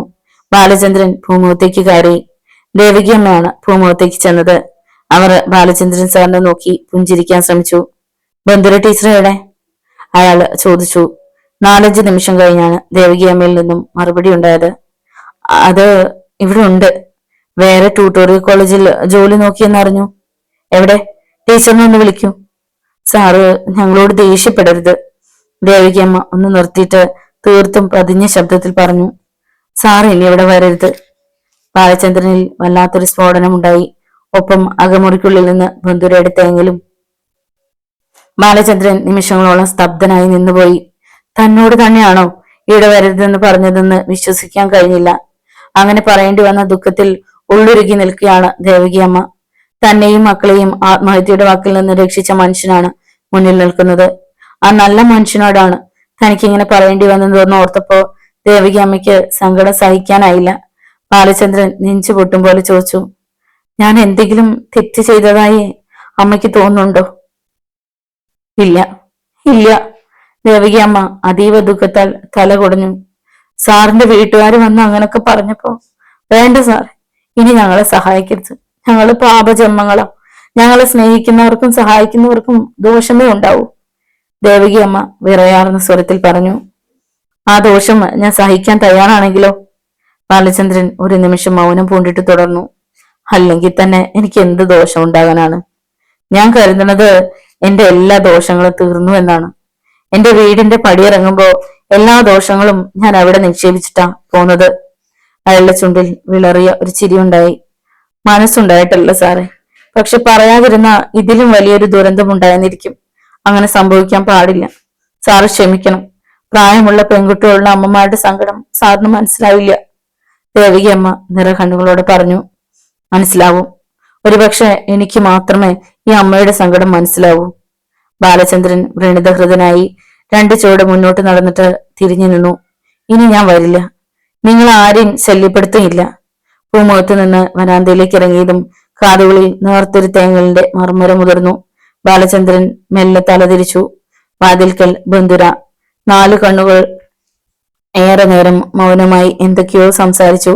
ബാലചന്ദ്രൻ ഒരു നിമിഷം എന്തോ ഓർത്തു നിന്നിട്ട് സാവധാനം അവൾക്കടുത്തേക്ക് നീങ്ങി. ബന്ധുര സർവം മറന്ന് പൊട്ടിക്കരഞ്ഞു പോകുമെന്ന് പോലും തോന്നി. അയാൾ അവൾക്ക് മാത്രം കേൾക്കാവുന്ന ശബ്ദത്തിൽ മെല്ലെ പറഞ്ഞു, ഒരിക്കൽ ടീച്ചറിനോട് ഞാൻ പറഞ്ഞു, എന്റെ വീട്ടുകാരിൽ നിന്നും സ്വയം തോൽവി ഏറ്റുവാങ്ങിയവനാണ് ഞാനെന്ന്. ടീച്ചറായിട്ട് ഇനിയും എന്നെ തോൽപ്പിക്കരുതെന്ന്.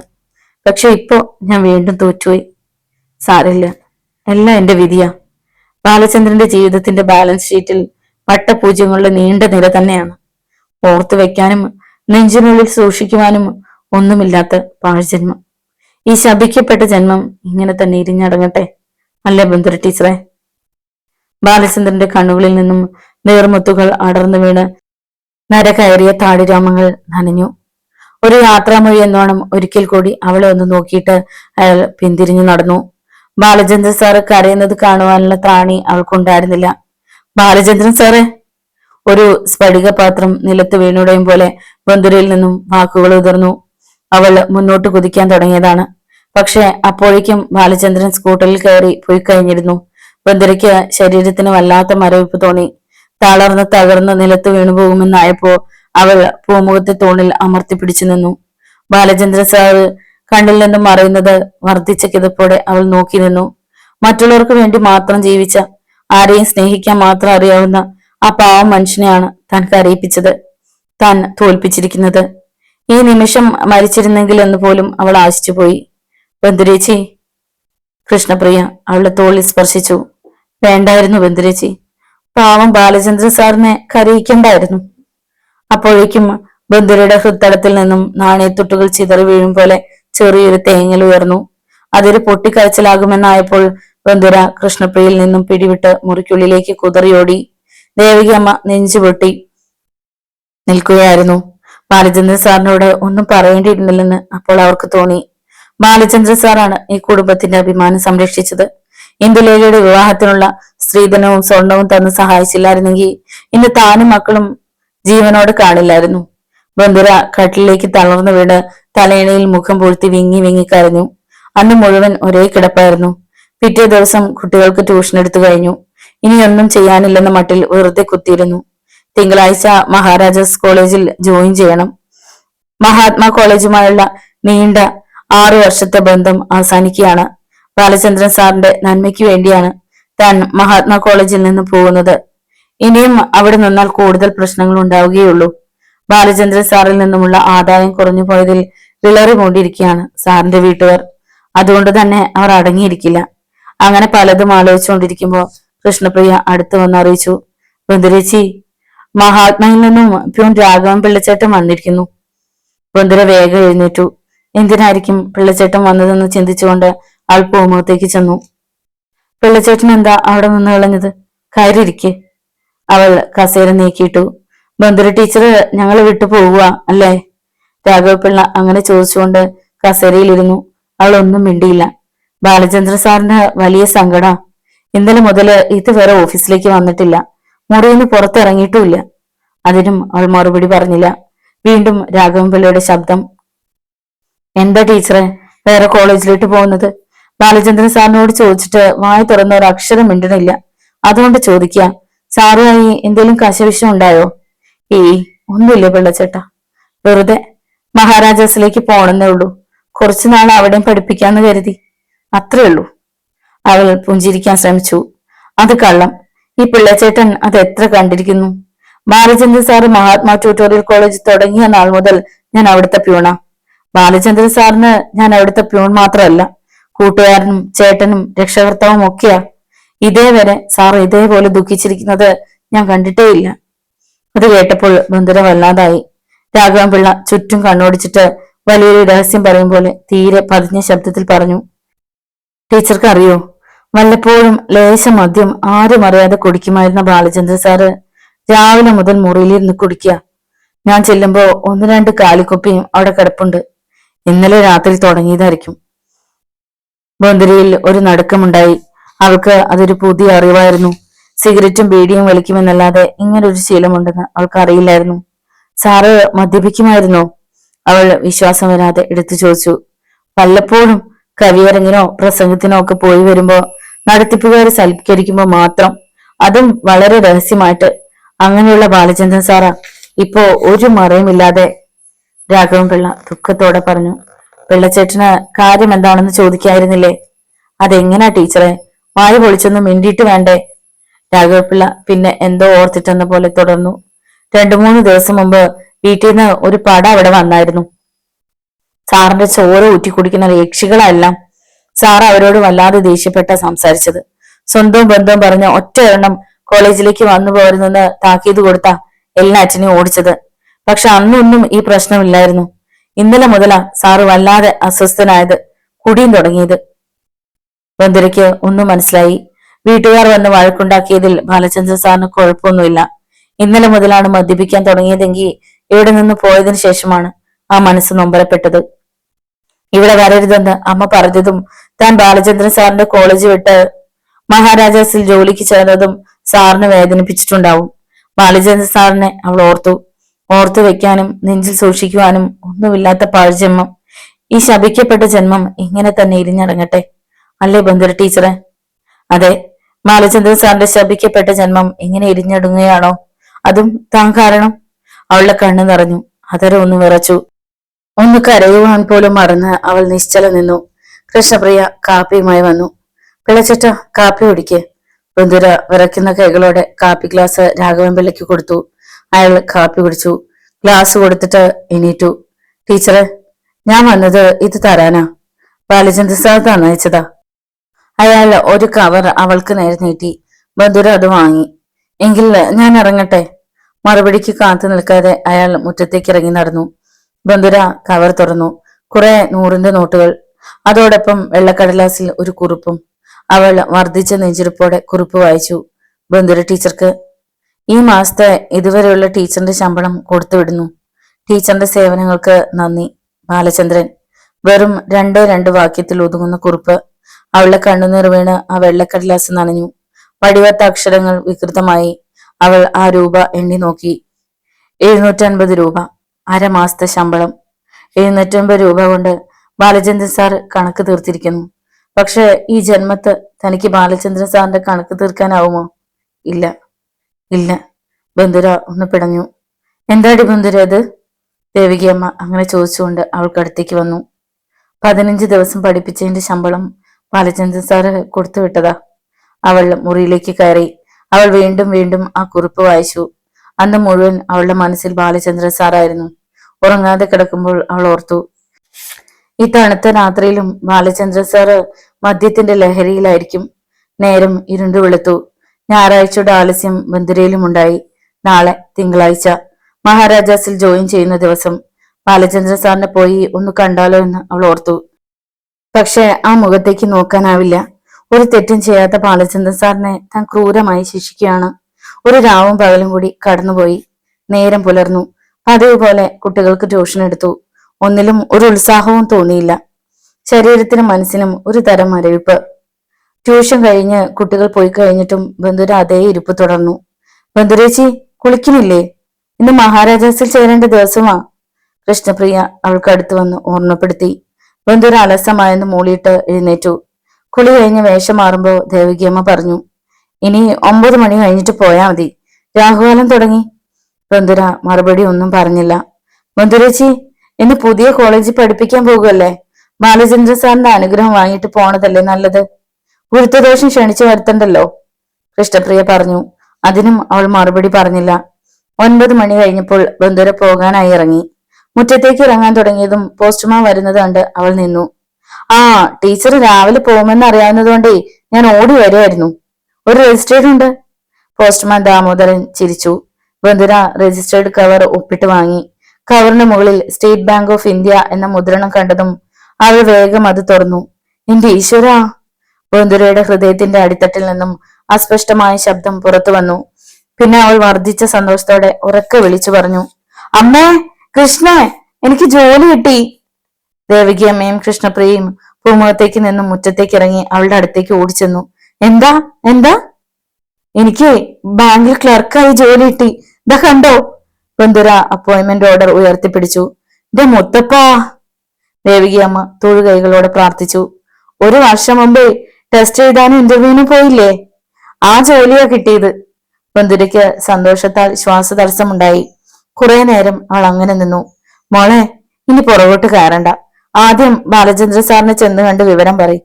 സാറാണല്ലോ ഈ ജോലി കിട്ടുമെന്ന് പറഞ്ഞ് അപേക്ഷ അയപ്പിച്ചത്, ദേവകിയമ്മ പറഞ്ഞു. ശരി അമ്മേ. ബന്ധുര ത്രസിക്കുന്ന മനസ്സുമായി വേഗം നടന്നു. കോളേജിൽ എത്തിയപ്പോഴേക്കും അവൾ തളർന്നുപോയി. ബന്ധുരയെ കണ്ട് പ്യൂൺ രാഘവപിള്ള പറഞ്ഞു, ഇങ്ങോട്ട് വന്നിട്ടില്ല, മുറി തപസിരിക്കാവൂ. അവൾ മുഴുവൻ കേൾക്കാൻ നിൽക്കാതെ ബാലചന്ദ്രൻ താമസിക്കുന്നിടത്തേക്ക് ഓടി. മുറി അടഞ്ഞു കിടക്കുകയായിരുന്നു. അവൾ 4-5 പ്രാവശ്യം വാതിൽ മുട്ടി. ഏറെ നേരം കഴിഞ്ഞ് വാതിൽ തുറന്നു. വലതുകൈയിൽ മദ്യം നിറച്ച ഗ്ലാസും ചുണ്ടിൽ എരിയുന്ന ബീഡിയുമായി ആടി ഒലഞ്ഞു നിൽക്കുകയാണ് ബാലചന്ദ്രൻ. അയാൾ ബന്ധുരയെ തുറിച്ചു നോക്കി. ബന്ധുരയെ നോക്കി നിൽക്കെ ബാലചന്ദ്രന്റെ കോണിൽ വരണ്ട പുഞ്ചിരി ഉണ്ടായി. ബന്ധുര ഒരപരിചിതനെ എന്നോണം നിശ്ചലം നിർനിമേഷം അയാളെ ഉറ്റുനോക്കി. അതെ, ഇപ്പൊ തന്റെ മുന്നിൽ നിൽക്കുന്ന ബാലചന്ദ്രൻ സാർ തനിക്ക് അപരിചിതനാണ്. ബാലചന്ദ്രൻ സാറിന്റെ ഇത്തരത്തിലുള്ള ഒരു മുഖം താൻ ഇതിനു മുമ്പ് കണ്ടിട്ടില്ല. അവളുടെ ഉള്ളിലെ ദുഃഖം ഹിമാലയത്തോളം വളരുകയായിരുന്നു. അപ്പോൾ ബാലചന്ദ്രന്റെ ഈണത്തിലുള്ള ഘനഗാംഭീര്യമായ ശബ്ദമുയർന്നു. സ്നേഹിക്കയില്ല ഞാൻ നൂമാത്മാവിനെ, സ്നേഹിച്ചിടാത്തൊരു തത്വശാസ്ത്രത്തെയും. അയാൾ ഒന്ന് നിർത്തിയിട്ട് അണിഞ്ഞുപോയ ബീഡിക്കുറ്റി തുപ്പിക്കളഞ്ഞിട്ട് തുടർന്നു. ഇത് ഞാൻ എഴുതിയതല്ല ടീച്ചറെ, അയാളാ എഴുതിയതാ. പക്ഷെ ഞാൻ പല വേദിയിലും ഇത് പാടിയിട്ടുണ്ട്. ബാലചന്ദ്രൻ കയ്യിലിരുന്ന മദ്യം ഒറ്റ വലിക്ക് കുടിച്ചു തീർത്തു. പിന്നെ മദ്യക്കുപ്പി എടുത്ത ഗ്ലാസ് നിറയ്ക്കുന്നിടയിൽ പറഞ്ഞുകൊണ്ടിരുന്നു, അതെ, യെസ്, നോവുന്ന ഒരു ആത്മാവിനെയും ഞാൻ സ്നേഹിക്കില്ല. സ്നേഹം എന്തെന്നറിയാത്ത ഒരു തത്വശാസ്ത്രത്തെയും ഈ ബാലചന്ദ്രൻ സ്നേഹിക്കില്ല. അയാൾ വീണ്ടും ഗ്ലാസ് കാലിയാക്കി. മുറിയിലാകെ മദ്യത്തിന്റെ രൂക്ഷഗന്ധം പരന്നു. ബന്ധുരയ്ക്ക് ഒന്ന് പൊട്ടിക്കരയുവാൻ പോലും തോന്നിപ്പോയ നിമിഷങ്ങൾ. ബാലചന്ദ്രൻ സാറേ! ഒടുവിൽ എപ്പോഴോ ബന്ധുരയിൽ നിന്നും വാക്കുകൾ അടർന്നു വീണു. എന്തിനാ ബാലചന്ദ്രൻ സാറേ ഇങ്ങനെ കുടിക്കുന്നത്? എന്റെ മനസ്സിലെ ബാലചന്ദ്രൻ സാർ ഒരിക്കലും എങ്ങനെ ആയിരുന്നില്ല. വേണ്ട സാറേ, ഇനി കുടിക്കരുത്, ഒരു യാചന പോലെ അവൾ പറഞ്ഞു. അപ്പോൾ അവളുടെ കണ്ണുകളിൽ നിന്നും 2 നീർമുത്തുകൾ കവിളിലേക്ക് അടർന്നു വീണു. ബാലചന്ദ്രൻ അത് ശ്രദ്ധിക്കാതെ വീണ്ടും ഗ്ലാസിൽ മദ്യം നിറച്ചു. പിന്നെ ഒരു ബീഡി എടുത്ത് ചുണ്ടിൽ വെച്ച് കത്തിച്ചു. ആർക്കും വേണ്ടാത്തൊരു ജീവിതം, അതാണ് ഈ ബാലചന്ദ്രന്റേത്. ഇനി കുടിച്ചാൽ എന്ത്, കുടിച്ചില്ലെങ്കിൽ എന്ത്, ജീവിച്ചാൽ എന്ത്, ജീവിച്ചില്ലെങ്കിൽ എന്ത്? അയാൾ വികൃതമായി ചിരിച്ചു. അങ്ങനെയൊന്നും പറയരുത് ബാലചന്ദ്രൻ സാറേ, എനിക്കിതൊന്നും കാണാനുള്ള ശക്തിയില്ല. അവളുടെ നേർത്ത ശബ്ദം ഒരു തേങ്ങലിൽ അവസാനിച്ചു. എല്ലാവരുടെയും മുന്നിൽ തോറ്റു തൊപ്പിയിട്ടവനാ ഞാൻ. എല്ലാവരും എന്നെ തോൽപ്പിച്ചപ്പോഴും മനസ്സ് വേദനിച്ചില്ല. പക്ഷെ ഇപ്പോ ടീച്ചർ കൂടി എന്നെ തോൽപ്പിച്ചപ്പോ പിടിച്ചു നിൽക്കാൻ കഴിഞ്ഞില്ല. ഇനി ഉദിച്ചസ്തമിക്കേണ്ട രാപ്പകലുള്ളിൽ തകർന്നു പോവാതിരിക്കാൻ ഒരു പിടിവള്ളി എനിക്ക് വേണമായിരുന്നു ബന്ദര ടീച്ചറെ. ആ പിടിവള്ളിയാ ഇത്. അയാൾ മദ്യകുപ്പി ഉയർത്തിപ്പിടിച്ചു. പിന്നെ വീണ്ടും ഗ്ലാസ്സിലേക്ക് ഒഴിച്ചു. ബാലചന്ദ്രൻ സാറ് ഒരിടത്തും തോറ്റിട്ടില്ല, തോൽക്കുകയില്ല. ബന്ധുര മദ്യം നിറച്ച ഗ്ലാസ് എടുത്ത് പുറത്തേക്ക് ഒഴിച്ചു. ബാലചന്ദ്രൻ സാറേ, അവൾ ശബ്ദം താഴ്ത്തി വിളിച്ചു. അയാൾ പാതി തുറന്ന കണ്ണുകളോടെ അവളെ മിഴിച്ചു നോക്കി. സാർ ആരുടെ മുന്നിൽ സ്വയം തോൽക്കരുത്. എവിടെയും ജയിച്ചു നിൽക്കണ ബാലചന്ദ്രൻ സാറിനെ കാണാനാ എനിക്കിഷ്ടം. ബാലചന്ദ്രന്റെ ചുണ്ടിൽ വരണ്ട ഒരു പുഞ്ചിരി ഊറിക്കൂടി. അതിനുവേണ്ടിയാണോ ടീച്ചർ എന്നോടൊരു വാക്ക് പോലും പറയാതെ മഹാരാജാസിൽ ജോലി തേടിപ്പോയത്? പെട്ടെന്നുള്ള ചോദ്യത്തിന് മുന്നിൽ ബന്ധുര ആദ്യം ഒന്ന് പവച്ചു. പറയ്, എന്നെ തോൽപ്പിക്കാനല്ലേ അലക്സാണ്ടറുടെ ട്യൂട്ടോറിയൽ കോളേജിൽ ജോലി ചെയ്യാൻ സമ്മതിച്ചത്? അല്ല അല്ല ബാലചന്ദ്രൻ സാറേ, ഒരിക്കലും അല്ല. അവൾ ഒന്ന് രണ്ട് ചോട് മുന്നോട്ട് നീങ്ങി നിന്നു. പിന്നെ നേർത്ത സ്വരത്തിൽ പറഞ്ഞു, ബാലചന്ദ്രൻ സാറ് തോൽക്കാതിരിക്കാനാ ഞാൻ മറ്റൊരു താവളം തേടിപ്പോയത്. ഇവിടെ ഇനിയും ഞാൻ തുടർന്ന സാറിന്റെ വീട്ടുകാർ വീണ്ടും വന്ന് വഴക്കുണ്ടാക്കും. ഞാൻ ഇവിടെ ജോലിക്കില്ലെങ്കിൽ പിന്നെ എന്ത് പറഞ്ഞ് എവിടെ വന്ന് വഴക്കുണ്ടാക്കും? അത് ഒഴിവായി കിട്ടിയില്ലേ സാറേ? ബാലചന്ദ്രൻ 4-5 നിമിഷം മൗനം പൂണ്ടു. യാത്ര പറയാൻ വന്നാവും അല്ലേ ടീച്ചറെ? നീണ്ട നിശബ്ദതയ്ക്ക് ശേഷം അയാൾ ചോദിച്ചു. അതെ, പക്ഷെ അത് മഹാരാജാസിൽ പഠിപ്പിക്കാൻ പോകുന്നതിനല്ല. ബന്ധുര അതും പറഞ്ഞ് ബാഗിൽ നിന്നും അപ്പോയിന്റ്മെന്റ് ഓർഡർ എടുത്ത് അയാൾക്ക് നേരെ നീട്ടി. ബാലചന്ദ്രൻ അത് വാങ്ങിച്ചു. അയാളുടെ മുഖത്ത് സന്തോഷത്തിന്റെ തിരതല്ലുണ്ടായി. തനിക്ക് വേണ്ടപ്പെട്ട ഏറ്റവും അടുത്ത ആരോ ഒരാൾ രക്ഷപ്പെട്ടതുപോലെ. കൺഗ്രാചുലേഷൻ ടീച്ചറെ. അയാളുടെ കണ്ണുകൾ തിളങ്ങി. ബാലചന്ദ്രന്റെ സങ്കടവും പരിഭവവും എല്ലാം ഒരു നിമിഷാർദ്ധം കൊണ്ട് ഉരുകി ഒലിച്ചു പോയി. ടീച്ചറിന്റെ കണ്ണീരും പ്രാർത്ഥനയും ദൈവം കേട്ടു. അയാൾ പിന്നെ എന്തോ ഓർത്തിട്ടുണ്ടോണം പറഞ്ഞു, അല്ല, നമ്മുടെ ഋഷികേശിനും സ്റ്റേറ്റ് ബാങ്കിലാണല്ലോ ജോലി. അപ്പോഴാണ് ബന്ധുരയും അത് ഓർത്തത്. അതെ, ഋഷിയും ബാങ്കിലെ ഉദ്യോഗസ്ഥനാണ്. വീണ്ടും ബാലചന്ദ്രന്റെ ശബ്ദം. അയാൾ ഇപ്പൊ എവിടെയാണെന്നോ ഏത് ബ്രാഞ്ചിലാണെന്നോ ഒരു പിടിയുമില്ല. കാലം കുറയായില്ലേ ഋഷിയുമായിട്ടുള്ള ബന്ധം നിലച്ചിട്ട്. ആ, കുടുംബവും കുട്ടികളൊക്കെ ആവുമ്പോ പഴയ സൗഹൃദം പുതുക്കാനൊന്നും നേരമുണ്ടായെന്ന് വരില്ല. ഋഷിയെക്കുറിച്ച് കേട്ടപ്പോൾ ബന്ധുരയുടെ ഉള്ളിൽ അറിയാതെയെങ്കിലും ഒരു നീറ്റലുണ്ടായി. ഒരിക്കൽ തന്നെ മോഹിച്ച മനുഷ്യനാണ് ഋഷികേശ്. തന്റെ ഉള്ളിലും തീരെ ചെറുതെങ്കിലും ഋഷിയെ മോഹിച്ചിരുന്നോ? അറിയില്ല. വീട്ടിലെ പ്രാരാബ്ദങ്ങൾക്കിടയിൽ സ്വന്തം ജീവിതത്തെക്കുറിച്ച് ചിന്തിക്കുവാൻ പോലും കഴിയുമായിരുന്നില്ലെങ്കിലും ഋഷിയോടൊപ്പമുള്ള ഒരു ജീവിതം പാതി മനസ്സോടെയാണെങ്കിലും തനിക്ക് സമ്മതമായിരുന്നില്ലേ? അന്ന് ഋഷിയും ബന്ധുക്കളും പെണ്ണുകാണൽ ചടങ്ങിന് വന്നപ്പോ ദേവനാരായണൻ അവിടെ വന്നില്ലായിരുന്നെങ്കിൽ ഒരു പക്ഷെ ഇന്ന് താൻ ഋഷിയുടെ ഭാര്യയായി ജീവിക്കുമായിരുന്നു. ടീച്ചർ എന്താ ആലോചിക്കുന്നത്? അവളുടെ മുഖത്തേക്ക് സൂക്ഷിച്ചു നോക്കിക്കൊണ്ട് ബാലചന്ദ്രൻ ചോദിച്ചു. ഏയ്, ഒന്നുമില്ല. അവൾ മുഖം കുടഞ്ഞു. ഋഷിയുടെ കാര്യം പറഞ്ഞതുകൊണ്ടാണോ? അയാള് സ്വന്തം നാട്ടിൽ തന്നെയുള്ള ബ്രാഞ്ചിലായിരിക്കും. ബാലചന്ദ്രൻ ഒന്ന് നിർത്തിയിട്ട് പറഞ്ഞു. ടീച്ചർക്ക് പാലക്കാടാണല്ലോ നിയമനം. അവിടെ എവിടെയെങ്കിലും താമസിച്ചേ പറ്റൂ. മാസത്തിലൊരിക്കൽ വീട്ടിൽ വരാം. എന്താ, വീട്ടിൽ നിന്ന് മാറി നിൽക്കുന്നതിൽ ടീച്ചർക്ക് ബുദ്ധിമുട്ട് വല്ലതും ഉണ്ടോ? അമ്മേനെയും അനുജിത്തെയും പിരിഞ്ഞിരിക്കുന്നതിൽ സങ്കടമില്ലാതില്ല. പക്ഷെ വീട്ടിലെ ചുറ്റുപാട് ഓർക്കുമ്പോ സങ്കടപ്പെടാൻ കഴിയില്ല. ഇന്ദുവിന്റെ കല്യാണം നടത്തിയതിന്റെ കടം തീർക്കേണ്ടതല്ലേ? അത് തീരുമ്പോ കൃഷ്ണയുടെ കാര്യം നോക്കേണ്ടേ? എന്തായാലും ഈ ജോലി എനിക്കൊരു അനുഗ്രഹ. ബാലചന്ദ്രൻ മറുപടി ഒന്നും പറഞ്ഞില്ല. പാവം ബന്ധുര ടീച്ചർ ഇപ്പോഴും വീട്ടുകാരെ കുറിച്ചല്ലാതെ സ്വന്തം ജീവിതത്തെക്കുറിച്ച് ചിന്തിക്കുന്നില്ല. അവൾ എന്തോ പറയുവാൻ തുടങ്ങിയിട്ട് ഒന്ന് മടിച്ചെന്നോണം ബാലചന്ദ്രനെ നോക്കി നിന്നു. ടീച്ചർ എന്തോ പറയുവാൻ തുടങ്ങിയതാണല്ലോ, പിന്നെന്താ മടിച്ചു നിന്നത്? അയാൾ ചോദിച്ചു. ഇത്രയും ദൂരത്ത് പോണത് ആദ്യമാണ്. കൂട്ടുവരാനോ അവിടെ സുരക്ഷിത സ്ഥലത്ത് എത്തിക്കാനോ എനിക്ക് ആരുമില്ല. തനിച്ചു പോകാൻ ഓഫീസ് പാലക്കാട് എവിടാണെന്ന് പോലും അറിയില്ല. അവളുടെ സ്വരം ചിലമ്പിച്ചിരുന്നു. ബന്ധുരയുടെ നിസ്സഹായാവസ്ഥ ബാലചന്ദ്രന് മനസ്സിലാകുമായിരുന്നു. പക്ഷെ അവിവാഹിതയായ ഒരു പെണ്ണിനോടൊപ്പം ഇത്രയും ദൂരം പോയെന്ന് മറ്റുള്ളവർ അറിഞ്ഞാൽ തന്നെക്കുറിച്ചും ബന്ധുരയെക്കുറിച്ചും ഇല്ലാത്ത കഥകൾ പ്രചരിച്ചെന്നിരിക്കും. അയാൾ ഗാഠമായ ആലോചനയിൽ മുഴുകി നിന്നു. ബാലചന്ദ്രൻ സാറിന് എന്നോടൊപ്പം വരാമോ? ഒടുവിൽ മടിച്ച് ബന്ധുര ചോദിച്ചു. വരുന്നതിൽ ഒരു ബുദ്ധിമുട്ടില്ല ടീച്ചറെ, പക്ഷേ ബാലചന്ദ്രൻ അർദ്ധോക്തിയിൽ നിർത്തി. പിന്നെന്താ സാറേ, ടീച്ചറിന്റെ വീട്ടിൽ? ബന്ധുര മൃദുവായി പുഞ്ചിരിച്ചു. അതോർത്ത് സാറ് വിഷമിക്കണ്ട. സാറിന്റെ അമ്മയും വീട്ടുകാരും വീട്ടിൽ വന്ന് വഴക്കുണ്ടാക്കിയതുകൊണ്ടാ അന്ന് അമ്മ സാറിനോട് അങ്ങനൊക്കെ പറഞ്ഞത്, അല്ലാതെ പിണക്കം കൊണ്ടല്ല. ഞാൻ കാരണം സാറ് വീട്ടുകാരുമായി പിണങ്ങണല്ലോ എന്ന് കരുതിയ? അത് എനിക്കും മനസ്സിലായി. ഞാൻ കൊടുക്കുന്ന പണത്തിന്റെ അളവ് കുറയുമ്പോഴൊക്കെ വീട്ടുകാർക്ക് ഞാൻ ശത്രുവാ ടീച്ചറെ. ടീച്ചർ ഒരു നിമിത്തമായെന്ന് മാത്രമേ ഉള്ളൂ. ആ, അത് പോട്ടെ. ഇനി ഒരാഴ്ചയേ ഉള്ളൂ ജോയിൻ ചെയ്യാൻ. പാലക്കാട്ട് സ്കൂളിൽ എന്റെ ഒരു ഫ്രണ്ട് ജോലി ചെയ്യുന്നുണ്ട്. അയാൾ കുടുംബസമേതം അവിടെ താമസിക്കുക. ഫോൺ നമ്പർ തപ്പിയെടുത്ത് ഇന്ന് തന്നെ വിളിക്കാം. ശരി സാർ, എങ്കിൽ പോകാനുള്ള തയ്യാറെടുപ്പ് നടത്തിക്കോളൂ. ഞാൻ ഇറങ്ങട്ടെ സാറേ.